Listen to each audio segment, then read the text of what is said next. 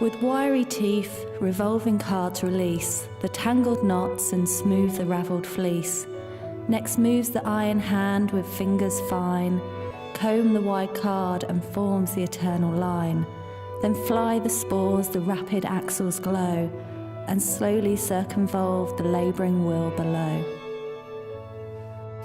In 1769, Richard Arkwright, partner of Jedediah Strutt, was to take the cotton spinning industry to its next stage by the invention of the water frame.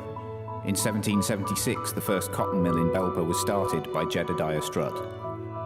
2 or 3 joiners and 1 or 2 smiths of good character and good workmen apply at the cotton mills at Belper. The mill was situated on land bought for him by William Slater. Ironworks to be sold in the parish of Duffield and county of Derby, beautifully situated upon each side of the River Derwent. 1785 to 1805, in order to meet the needs of the new workforce, the Strutts provided housing. They built Short Row, then north and south terraces by the clusters. By 1831, they owned at least 1/5 of the town's houses, 300 in total. It is doubtful whether the public life and amenities of any other community in Britain owe as much to the wisdom and the generosity of one man as Belper owes to George Herbert Strutt. He was to die a wealthy man, even though he would probably have been proudest of the tribute that he was one of the few landlords who had not raised the rent since the war. We hear from Belper that Mr. Strutt has entirely at his own expense instituted a Sunday school for the benefit of all youth of both sexes employed in his cotton mill, and provides them with the necessary books for learning to read and write. 1777, Jedediah Strutt was looking for a boy who exhibited an aptitude for business management, competence in arithmetic, and an organised mind. Samuel Slater, son of William Slater, was taken on as apprentice at the age of 14. For 6 years he worked to obtain his indentures, receiving training in all aspects of cotton manufacturing. On January 8, 1783, Samuel Slater received his indenture papers. These papers were soon to become his most valued possession. If he had been confined to one branch of business, as is usual with an apprentice in England, his knowledge would have been inadequate to perform what he did on the first coming to America. But his residence in Strutt's family, his being the son of his deceased friend and neighbour, as well as his close application to business, his ingenious experiments and his steady habits, gave him the character of the industrious apprentice. The Strutts' cotton spinning industry was blossoming. In 1784, they had built their second mill. The West Mill was completed in 1796, and the Round Mill was added by 1816. In 1833, the Strutts employed 2,000 workers in Belper.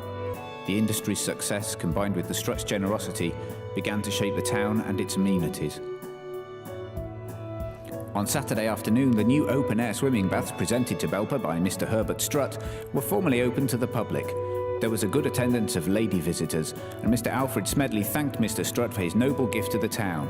Doffing his overcoat, he took a header into the water. Mr. Southern quickly followed his example, both gentlemen thus opening the bath by a display of fancy swimming which was very much appreciated. Restrictions were placed by the English government upon the exportation of machinery designs or the emigration of skilled mechanics. In 1789, Samuel Slater sailed to America. He hid his indenture papers on his person by sewing them into the lining of his coat. Slater left England with the same sense of secrecy and privacy that characterised his private dealings throughout his life. Those who have left their native country know something of the trials of parting. Young Slater took a last look at his mother. He tore himself away from his brothers and sisters, with whom he had taken sweet counsel, and with whom he was closely united in fraternal affection. His heart was full when he looked the last time at Holly House and all that was within. But a youthful ambition fired his soul and enabled him to overcome his feelings. In 1897, recession and increasing competition from abroad had cut deeply into the profits of the Strutt family, who owned all the Belper and Milford mills. 2 years after the death of George Henry Strutt, his son George Herbert leased, then sold the mill empire to the newly created English Sewing Company. By the time of Samuel Slater's death, the American cotton industry had truly begun to blossom. Samuel Slater commenced with 72 spindles in a clothier's shop at Pawtucket. The most splendid establishments, as well as the greatest of empires, commenced from small beginnings.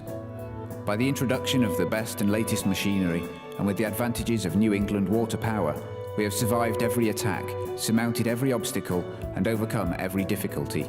An immense quantity of our cotton clothes are consumed in all parts of the Union, as well as large exportations to South America, where they have driven the British and Indian goods out of these markets. Samuel Slater, the father of our manufacture of cotton, lived to see this astounding change and the successfulness of what he had first introduced.